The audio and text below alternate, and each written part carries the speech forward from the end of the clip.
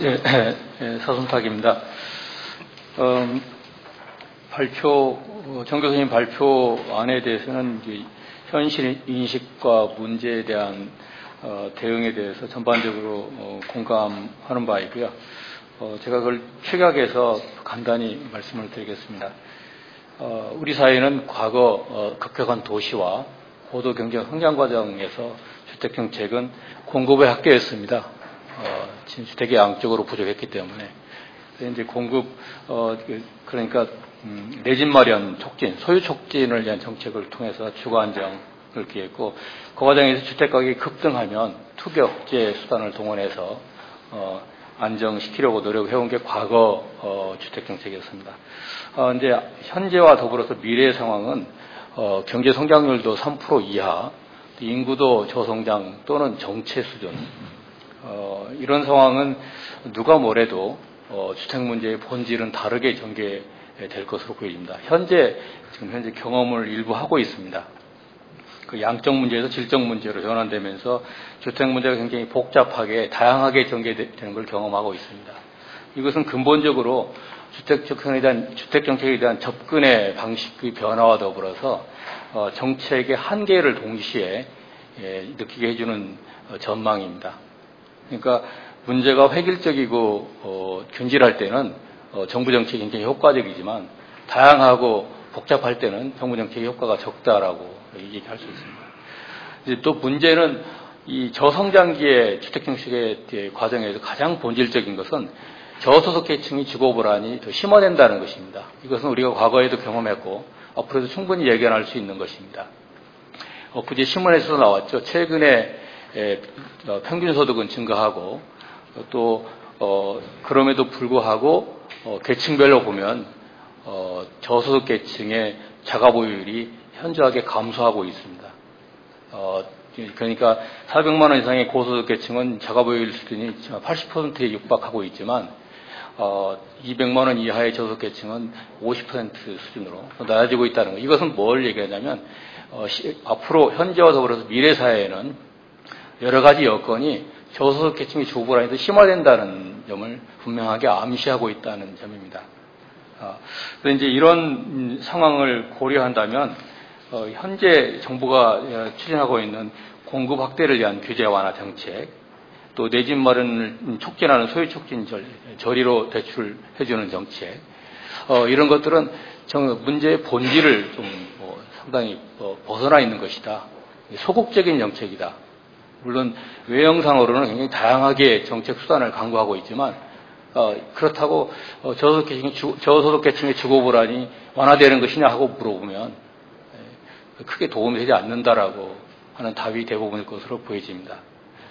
그런 차원에서 저는 현재와 미래의 염두에 둔 그건 계층으로 보면 저소득 계층과 또 세대로 보면 현재 젊은 세대를 포함하는 것입니다. 국가 발전과 관련해서 굉장히 중요한 부분인데요. 피케티가 얘기했듯이 경제 성장 못지않게 인구 측면도 한국과의 경제 발전에 굉장히 중요한 요소입니다.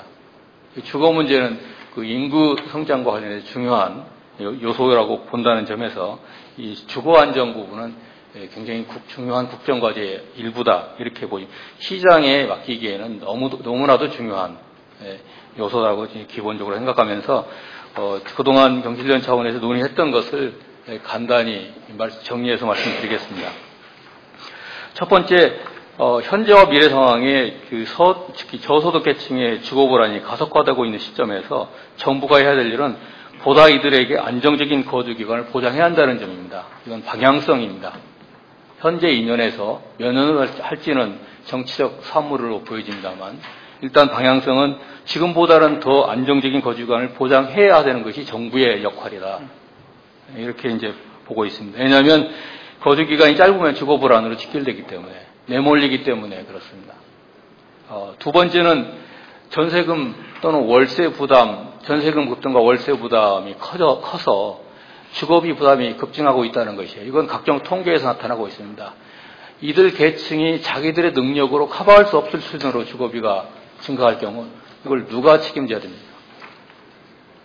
그런 측면에서 이 차임 증액을 속도를 조절하는 최소한의 정책이라도 정부가 해야 되지 않느냐 하는 방향성을 역시 제시하고 있습니다.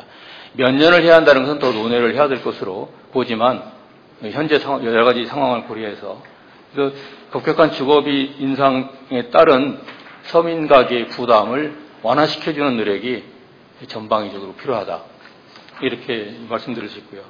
그 다음에 말씀드린 바와 같이 임대차 시장의 고조전환 과정에서 전세가 비중이 현저하게 줄고 있고 월세의 비중이 커지고 있어요. 지금 55% 수준인데 이게 6년에 걸쳐서 10% 수준으로 상승한다면 앞으로도 지속적으로 상승합니다. 제가 보기엔 매매가에 근접하거나 이상으로 갈 수 있습니다. 이것은 이상한 것이 아닙니다. 지극히 자연스러운 현상인데요. 같은 주택이라는 재화를 소비하면서 대가를 갖게 하는 것은 경제 논리에서 굉장히 합치된 것으로 저는 생각을 하는데, 다만 획일적으로 하느냐 아니면 유형별로, 왜냐하면 비싼 주택은 전환율이 낮고 싼 주택은 전환율이 높을 수밖에 없어요. 시장에 맡기면. 그거는 당연한 이치입니다. 그 다음에 또 지역별로도 전환율은 차이가 있을 수밖에 없어요. 그래서 이것을 획일적으로 가져가기보다는 시장의 특성과 보호해야 될 대상 계층을 겨냥해서 이 부분은 반드시 서민 주거 부담을 완화시키기 위한 장치로서 필요하다. 정부의 역할은 규제로서 나타나는데요. 규제를 적게 한다는 건 정부의 역할을 포기한다는 것입니다. 그러니까 시장에서 보호되지 못한 계층에 대한 주거 불안 문제를 정부가 적극적으로 할 것을 주문한다는 측면에서 월세 전환에 따른 세입자 부담을 낮추기 위한 수단으로서 전월세 전환율을 하향 조정을 방향으로 제시했습니다.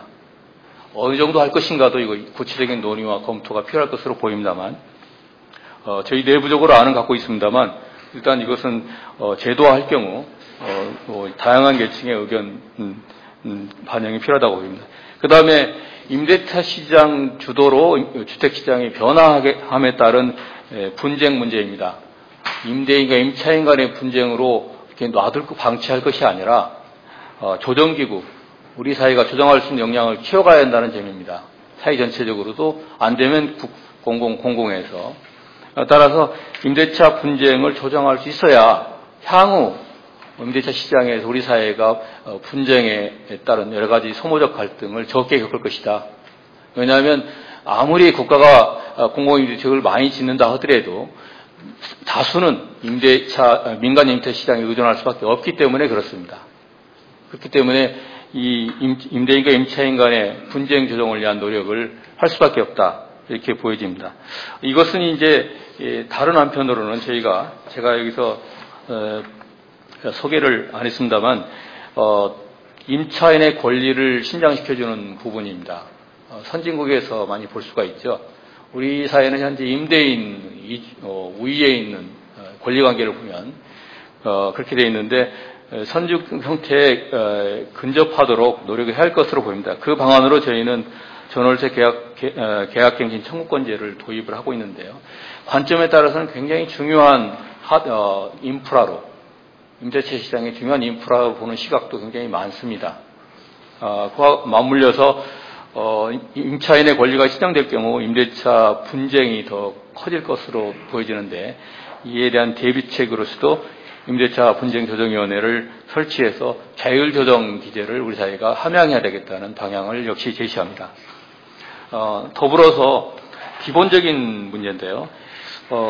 임대인들의 임대차 등록 의무화 문제입니다. 아주 기본적인 문제입니다.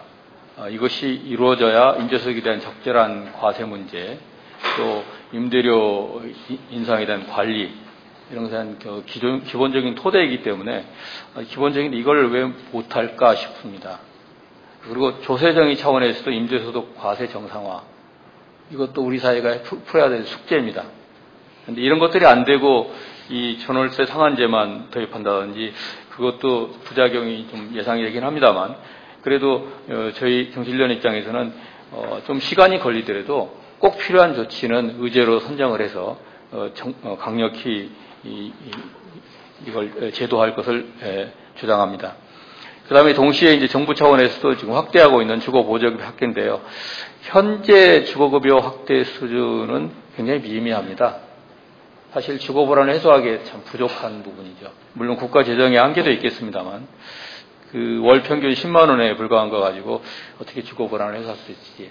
지금 주거비가 월 소득의 20% 이상을 차지하고 있고 앞으로 이것은 더 증가할 것으로 보여지는데 10만 원은 속된 말로 택도 없다는 얘기입니다.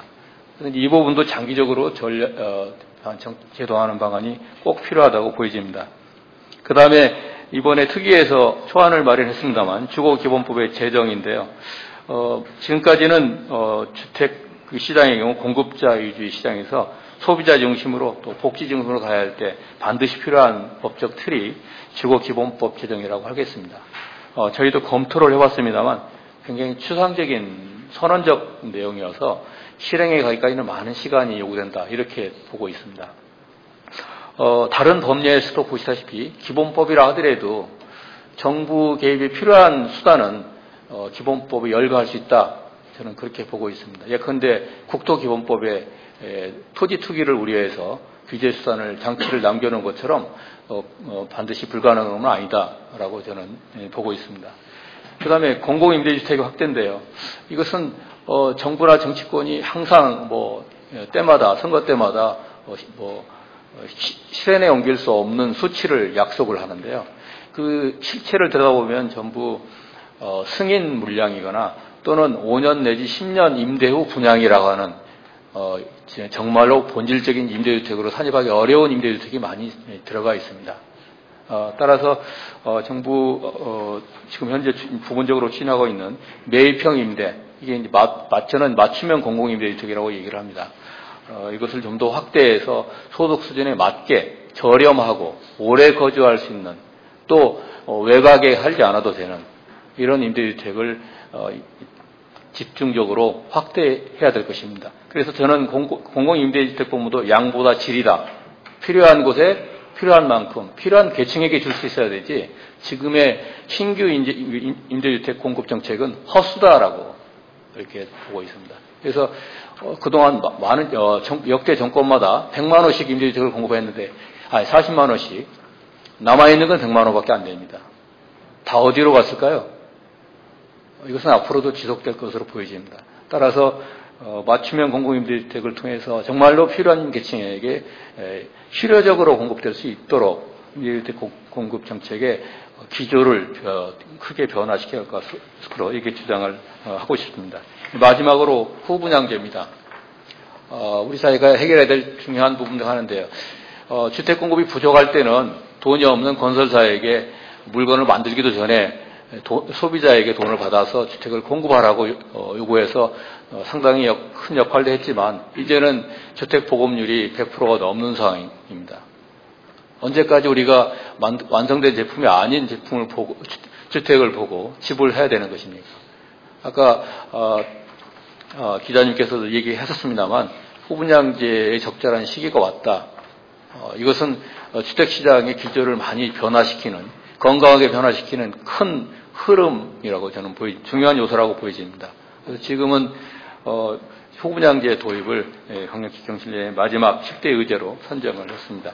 이상으로 간단히 현재와 미래의 주택 상황에 대한 문제인식과 1년 차원에서 10대 의제를 말씀드렸습니다.